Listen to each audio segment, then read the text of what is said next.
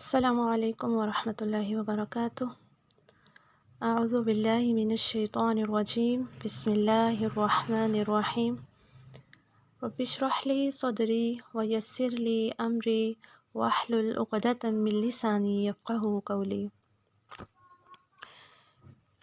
تجوید کا لغوی معنی ہے عمدہ کرنا، اچھا کرنا، حسن پیدا کرنا، اور اصطلاحی معنی ہے قرآن حروف کو ان کے مخارج اور جمعی صفات کے ساتھ ادا کرنا، یعنی مکمل صفات کے ساتھ ادا کرنا۔ قرآن کے اندر جو بڑی غلطیاں ہوتی ہیں لہن جلی، وہ تبھی ہوتی ہیں جب مخارج اور صفات کو اچھے سے نہیں سمجھا جاتا، اچھے سے نہیں پڑھا جاتا۔ تو تجوید کے اندر یہ دو اہم ستون ہیں، مخارج اور صفات۔ جب انہیں سمجھ لیا جائے گا، ان کے اوپر عمل کیا جائے گا، تو تجوید جو ہے وہ بہتر ہو جائے گی۔ تجوید کا موضوع ہے حروف تہجی، یعنی الف سے لے کر یا تک کے تمام حروف۔ انہیں حروف ہجا بھی کہتے ہیں، مفردات بھی کہا جاتا ہے، ٹھیک ہے۔ غرض و غایت کیا ہے، تجوید کو ہم کیوں سیکھیں؟ تو اس کی وجہ یہ ہے، مقصد یہ ہے کہ ہم توسیع حروف کر سکیں، حروف کی صحیح ادائی کو جان سکیں۔ اور تجوید سیکھنے کا حکم کیا ہے؟ تجوید کے تفصیلی قواعد کا سیکھنا فرض کفایہ ہے، اور قواعد کے مطابق پڑھنا فرض عین ہے، یعنی ہر شخص پر واجب ہے، کیونکہ تلاوت قرآن مجید عبادت ہے، اور ہر عبادت کی مخصوص کیفیات توقیفی ہوتی ہیں، جن کو بجا لانے سے ہی عبادت قبول ہوتی ہے۔ تو اس لیے تجوید کو سیکھنا جو ہے وہ بہت زیادہ ضروری ہے۔ تجوید کے 4 ارکان ہیں۔ پہلا ہے مخارج حروف کی پہچان، دوسرا ہے صفات حروف کی پہچان، تیسرا ہے تجوید کے تمام قواعد کی پہچان، اور چوتھا ہے زبان کو حروف کی صحیح ادائی کا عادی بنانا۔ اور صحیح ادائی جو ہے حروف کی، وہ تبھی آتی ہے جب آپ کسی استاد سے سیکھیں اور اس کی پریکٹس کریں اور محنت کریں، تو کچھ بھی مشکل نہیں رہتا۔ آگے ہم دیکھتے ہیں لحن اور اس کی اقسام کو۔ لحن جو ہے وہ غلطی کو کہتے ہیں، لام ہا نون لحن غلطی کو کہتے ہیں، یعنی لغوی معنی ہے غلطی، اور اصطلاحی معنی ہے قرآنی حروف کو قواعد تجوید کے خلاف اور غلط پڑھنا۔ قرآنی حروف کو قواعد تجوید کے خلاف اور غلط پڑھنا۔ لحن کی 2 اقسام ہیں، ایک ہے لحن جلی اور ایک ہے لحن خفی۔ لحن جلی جو ہے اس کا لغوی معنی ہے بڑی اور نمایاں غلطی، اور اصطلاحی معنی ہے مخارج و صفات لازمہ اور حرکات و سکنات میں غلطی کرنا۔ اصطلاحی معنی ہے مخارج و صفات لازمہ اور حرکات و سکنات میں غلطی کرنا۔ لحن جلی کی اقسام دیکھتے ہیں۔ پہلی ہے کہ ایک حرف کو دوسرے حرف سے بدل دینا، یعنی جو بڑی غلطیاں ہیں جو کہ حرام ہیں، ان کو دیکھتے ہیں کہ وہ کون سی غلطیاں ہیں۔ پہلی غلطی یہ ہے کہ ایک حرف کو دوسرے حرف سے بدل دینا، اور یہ غلطی تب ہوتی ہے جب ہم مخارج کا دھیان نہیں رکھتے۔ جیسے الحمد، ہا جو ہے وسط حلق سے ادا ہوتا ہے، لیکن اگر ہم الحمد پڑھ دیں الحمد، تو یہ ہا جو ہے یہ تو اقصی حلق سے ادا ہوتا ہے، تو اگر ہم ہا کو ہا پڑھ دیتے ہیں تو ہم نے حرف کو حرف سے بدل دیا، اس سے معنی جو ہے وہ بدل جاتا ہے، اور یہ حرام غلطی ہے۔ دوسرے ہے کسی حرف کو بڑھا دینا، یعنی اس کی اپنی مقدار سے اس کو بڑھا کے پڑھنا، جیسے نعبدو، ٹھیک ہے۔ یہ اکثر مسٹیک کرتے ہیں کہ جب اسے پڑھتے ہیں تو نعبدو ایاک نعبدو دو لمبا کر دیتے ہیں، جبکہ دال کے آگے لمبا کرنے والی کوئی بھی شرط نہیں ہے۔ تو نعبدو زبر زیر پیش کو بالکل بھی لمبا نہیں کرتے، تو اگر ہم لمبا کریں گے تو یہ بڑی غلطی ہوگی۔ پھر ہے کسی حرف کو کم کر دینا، جیسے ایاک کی جگہ ہم پڑھ دیں ایاکا، ایاکا الف مدہ آ رہا تھا یا کے ساتھ، اور ہم نے اس کو ادا نہیں کیا، ایاکا پڑھ دیا جلدی سے، تو اس سے بھی کیا ہے، حرف کو جب کم کر دیا اس سے بھی معنی بدل گیا، اور یہ بڑی غلطی ہوگی۔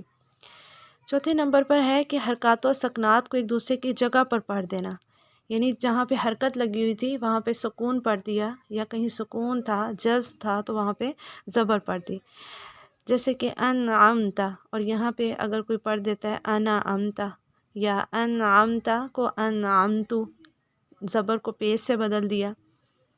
پھر اسی طرح سے اہدینا کو اکثر پڑھ دیتے ہیں اہدینا، ایہی، ہا کے نیچے بھی زیر لگا دی جبکہ ہا کے اوپر سکون ہے، اہدینا کی بجائے اہدینا پڑھ دیا تو غلطی ہو جاتی، بڑی غلطی۔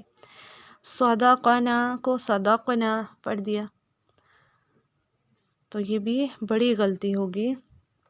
5ویں نمبر پر ہے مخفف حرف کی جگہ مشدد اور مشدد کی جگہ مخفف پڑھنا، جیسے مالکی، ٹھیک ہے، اسے پڑھ دیا مالکی، یعنی کاف کے اوپر شر ڈال دی، مخفف حرف تھا اور اسے مشدد بنا دیا مالکی، تو اس سے مطلب جو ہے وہ بدل گیا، مالکی ہی پڑھیں گے۔ آگے ہے ایاکا، یہاں پہ یا کے اوپر شد آ رہی ہے، سختی ہے، ایاکا، تو ایاکا کی بجائے ایاکا، ایاکا نرمی سے پڑھ دیا تو بھی غلطی ہے، کیونکہ یہاں پر اب مشدد تھا حرف، سختی سے پڑھنا تھا، 2 دفعہ شد والا حرف پڑھا جاتا ہے، ایک دفعہ پچھلے حرف سے مل کر اور ایک بار اپنی حرکت کے ساتھ، تو اگر ہم اس کو شد کو ادا نہیں کریں گے تو یہ بھی بڑی غلطی ہوگی جو کہ حرام ہے۔ اس کا حکم ہے کہ یہ غلطی حرام ہے، کیونکہ تلاوت قرآن میں ایسی غلطی بسا اوقات گناہ کبیرہ کا سبب بنتی ہے، یعنی مطلب ٹوٹل بدل جاتا ہے۔